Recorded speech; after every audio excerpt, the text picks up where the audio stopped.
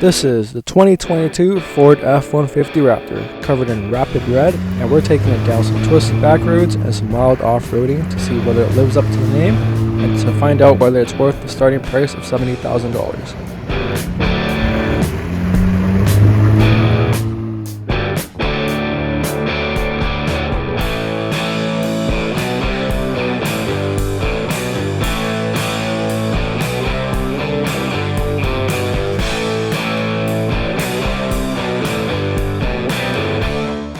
Under the hood is a 3.5-liter V6 EcoBoost engine with twin turbos making 450 horsepower and 510 pound-feet of torque. It is paired with a 10-speed automatic transmission and it does 0 to 60 in a reasonable 6.2 seconds.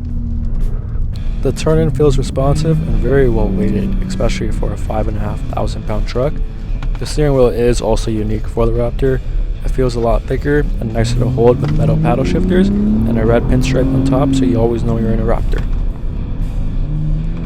The Raptor hides its weight really well, given the fact that it's 6 inches wider than a regular F-150, sitting at 86.3 inches wide from mirror to mirror, which is actually about 2 inches wider than a Hummer H1, which is why all Raptors come with these amber lights, since it's classified as a commercial vehicle in width. The 10-speed does hunt for gear sometimes. It's not the fastest thing in the world, but when you throw it in sport mode and let it do its own shifting, it's not too bad.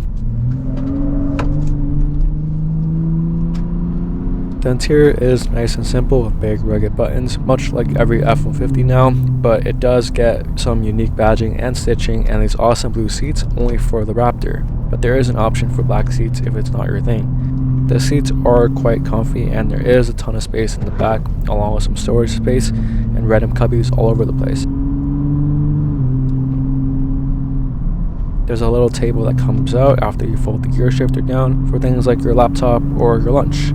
There's also a wireless charger, a bunch of USB ports, wireless Android Auto and CarPlay, and an available panoramic sunroof.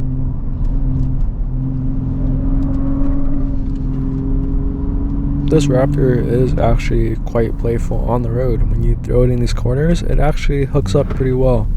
You can't really hide the fact that it is 5,500 pounds as a truck, but Ford did some magic voodoo to make it feel not nearly as heavy as it is. The 10-speed is iffy, but in sport mode, it will hold the gears pretty long, so it is pretty fun, and you don't really notice the fact that it's a 10-speed. It mostly only uses the first 6 gears when you're in sport mode anyways. A lot of people are like, why don't you get the TRX, which has 707 horsepower, but honestly, if I was trying to go fast, I'd get a car instead. This is a more practical, well-rounded truck, and 450 horsepower is more than enough for 99% of people out there. Like, this thing actually picks up real quick and you can have a lot of fun with it on-road and off-road.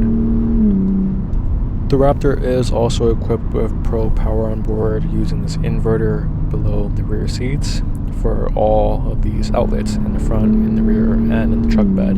You can use Sync 4 to control the Pro Power on board, and there's a generator mode for extra wattage. There's also zone lighting and a bunch of other features available on the screen.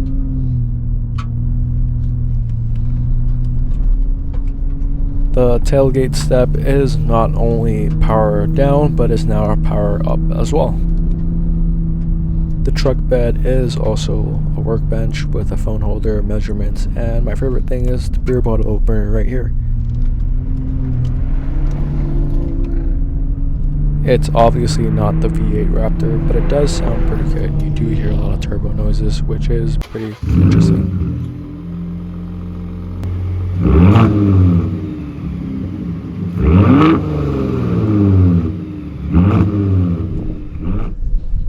So we're at the trail now, and I'm gonna change it from normal mode to rock crawl mode just so I can see all the animations, because it looks pretty dope.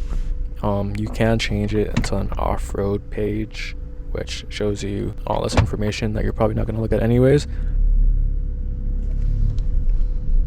There is a front camera that you can leave on while you're driving on the trail, and it does use a 360 camera, which has a bunch of different cool viewing angles, like one that you can attach on a trailer or whatever you're towing on this page.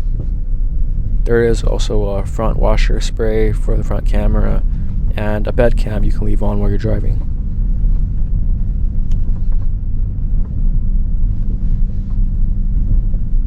To be fair, this trail is very mild. You can probably tackle it in pretty much any 4x4 vehicle, but we are equipped with these big BF Goodrich tires and some 17-inch forged wheels.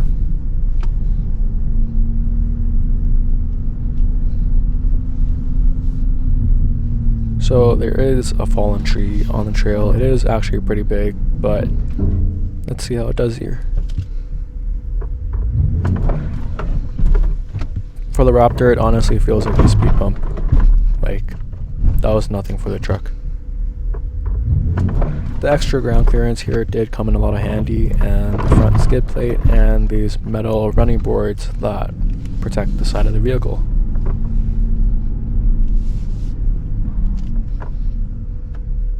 So we're going to take it out of rock crawl mode because it's overkill for this trail. We're just going to put in sand and snow, I guess.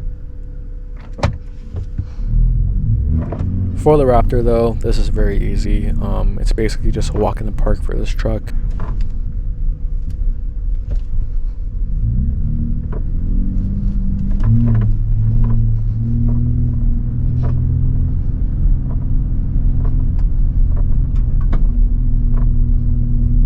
Compared with the leaf spring suspension on the second generation Raptor, the new coil setup offers a lot more control and confidence at speeds.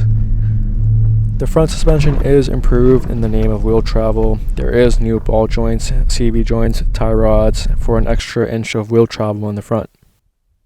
The suspension travel is now 14 inches in the front and 15 inches in the back, which is about an inch more than the last gen. All the new Raptors come with Fox shock absorbers with adaptive electronic valving. The shocks are now larger at 3.1 inches in diameter, and the truck is equipped with 37-inch tires and unique valving and a larger 1-inch rod on the front shocks. The size of the truck does work against it sometimes. The extra width and height does become a burden when you get to more narrow trails. The Tremor is a better truck when you're taking it on some smaller trails like this. The Raptor is made more for sand dune Baja style jumps, not so much of rock crawl and tighter trails.